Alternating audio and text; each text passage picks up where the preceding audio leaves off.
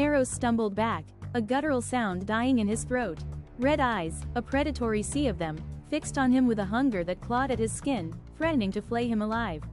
Their gaunt faces, framed by strands of matted, dark hair, contorted into desperate snarls, like starving animals cornering their prey.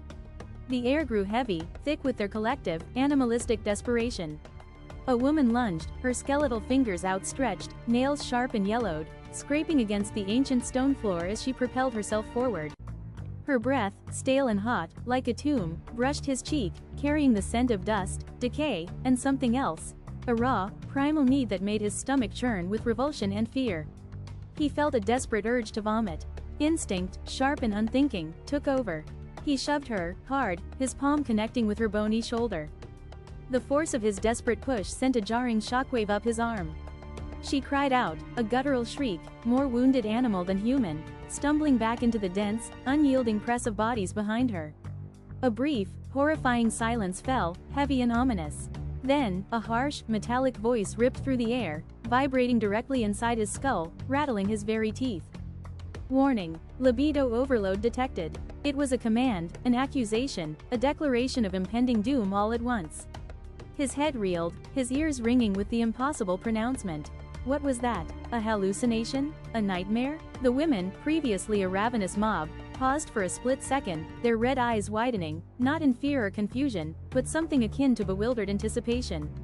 A collective intake of breath swept through the cathedral, a soft, sibilant sound. They understood something he didn't. Heat flared, not just in his face, but deep in his core, a sudden, all-consuming inferno.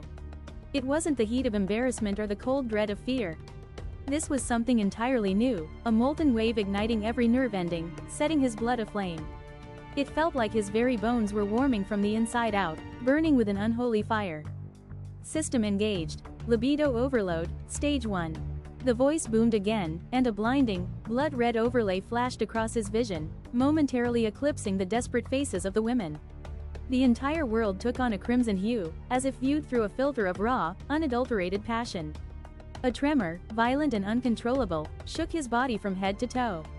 His legs felt like jelly, weakening with alarming speed. The ancient, cracked stone floor beneath him seemed to tilt, and the air grew thick, humid with an unidentifiable, intoxicating scent that he couldn't quite place, but which resonated with the escalating heat within him.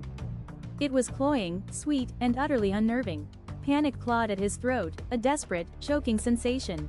He tried to move, to run, to flee this horrifying scenario, but his muscles refused to obey, locked in some invisible, agonizing paralysis. A strange, insistent throbbing began deep between his legs, a pressure building rapidly, demanding attention. It was alien, terrifying, and completely beyond his control. His mind screamed for escape, for logic, for any semblance of the world he knew. This was wrong. All of it. These women, their desperate, predatory eyes, this insidious system, invading his very being. He was a modern man, from a world of reason and order. This wasn't how things worked. This was a nightmare, a cruel, elaborate joke. But his body, the traitor, betrayed him with every agonizing beat of his heart. A deep, aching need began to unfurl, spreading through his loins like a venom, up his stomach, into his chest, tightening around his lungs. It was potent, undeniable, and utterly terrifying in its intensity, growing with each passing second, consuming his thoughts, his very will. His modern sensibilities, his ingrained sense of morality and personal space, clashed violently with this raw, primal urge. A brutal war raged inside him, a desperate, losing fight for control of his own flesh. He wanted to push them away, to run until his lungs burst, to scream until his voice gave out.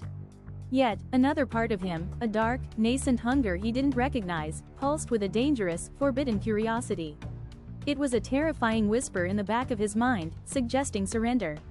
A choked whimper escaped his lips, barely audible above the rising hum of the women. He clamped his jaws shut, grinding his teeth, trying to fight it, to deny the rising tide of sensation that threatened to drown him.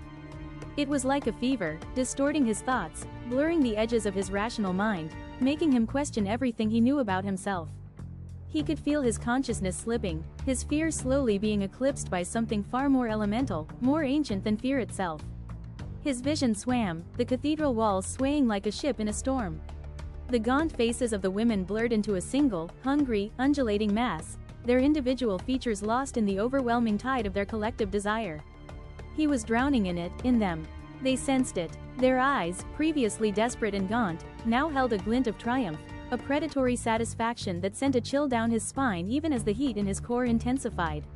A low growl, deeper and more resonant than before, rippled through the entire crowd, not of anger, but of anticipation, a communal murmur of awakening hunger.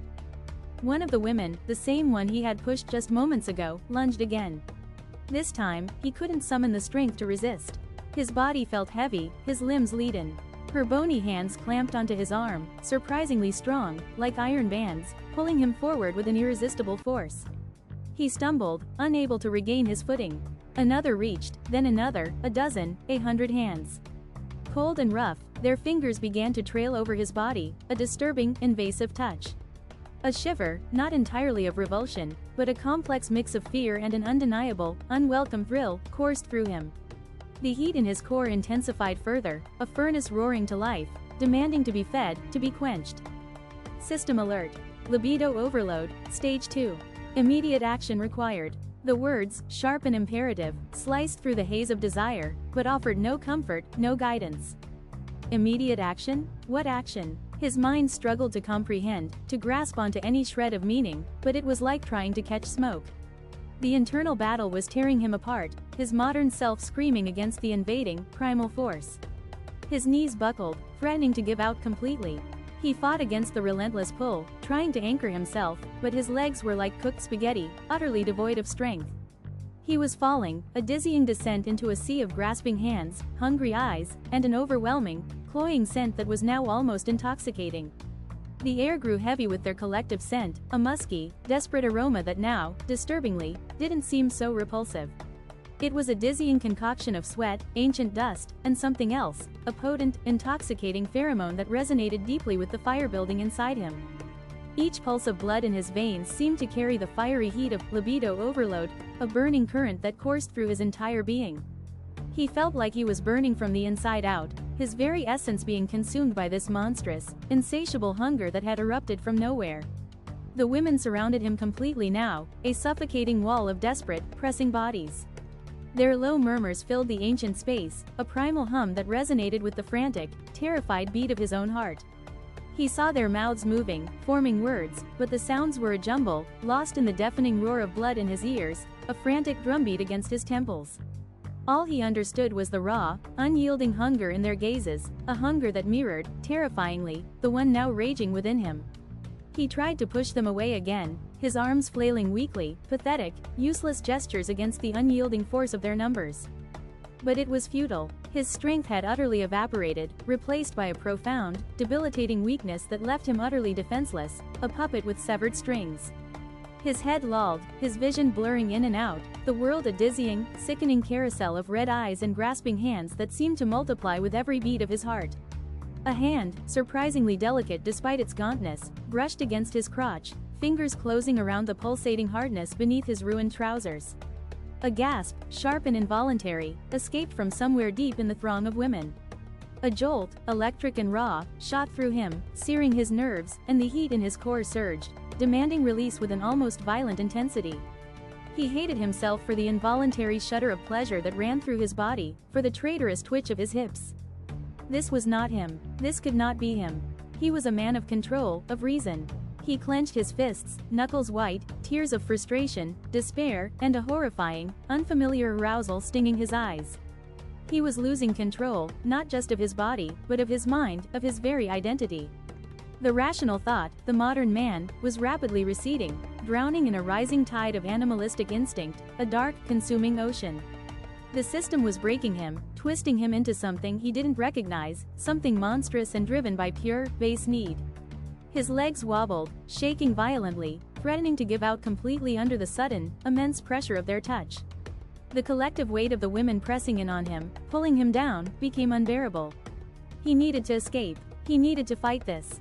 He had to. But every fiber of his being screamed for the opposite, for surrender, for release from this agonizing, potent desire that was consuming him. It was a torture unlike any he had ever known, a hunger so profound it threatened to swallow him whole, body and soul. His knees hit the cold, hard stone floor with a dull, sickening thud. He couldn't stand. He couldn't think. He couldn't even remember his own name. All he could feel was the pulsating heat, the agonizing pressure building inside him, a desperate, burning ache, and the myriad of cold, hungry hands pulling him closer, closer to something he simultaneously craved and abhorred. He was at their mercy, at the system's mercy, a prisoner in his own flesh. This wasn't just desire, it was a physical ailment, a sickness that rendered him helpless, twisting his very DNA. Just as his legs threatened to buckle, utterly failing him, a new system message flashes in crimson letters, burning itself into the very fabric of his vision. Consummation required. Failure to comply will result in catastrophic organ failure.